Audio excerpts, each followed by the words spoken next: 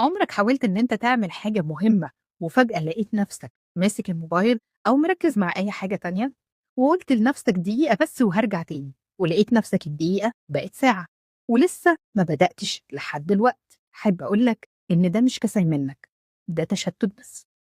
خليني أقولك إن التشتت اللي أنت فيه ده مش عبارة عن إنه ضعف شخصية، ده مجرد إن في حاجات كتير حوالينا اتسببت إن انتباهنا يتشد، ممكن يكون بطريقة لا إرادية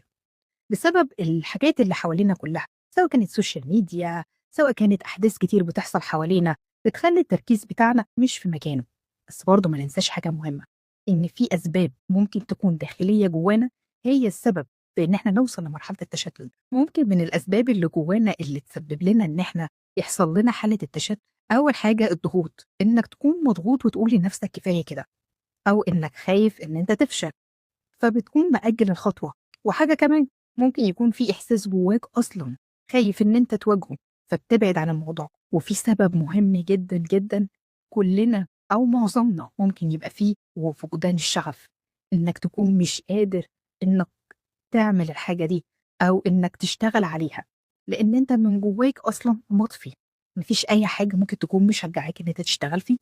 طبعًا ما ننساش خالص دور السوشيال ميديا والسرعة اللي إحنا فيها دلوقتي، إن إحنا دماغنا اتعودت على كل حاجة سريعة، رسالة بسرعة، notification سريعة، خبر على الطاير كده بنلاقيه، فدماغنا اتعودت على إن الحاجة تبقى صغيرة وتبقى دقيقة والمعلومة تيجي بسرعة، فما بقتش قادرة إن هي تشتغل على حاجة كبيرة، فده بالنسبة لها بقى مجهود، وده اللي بيسبب لنا حالة الهروب اللي إحنا ممكن نتعرض لها وتسبب لنا تشتت.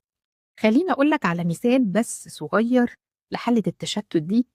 إن مثلًا تبقى أنت قاعد شغال في الtask بتاعتك في شغلك، وفجأة تلاقي نفسك بتقول لمّا أمسك كده الموبايل، طب لمّا أبُص على فيديو، والفيديو يجر فيديو، وتفضل شغال على كده لحد اليوم ما يخلص، وبعدين تلاقي نفسك متضايق، وآخر اليوم نفسك مقفول عن كل حاجة، وعندك جلد ذات وتأنيب ضمير. الموضوع كله حلوله بسيطة وفي إيدك لمّا تمشي فيها بالراحة، والموضوع صدّقني هيتحل بسهولة جدًا.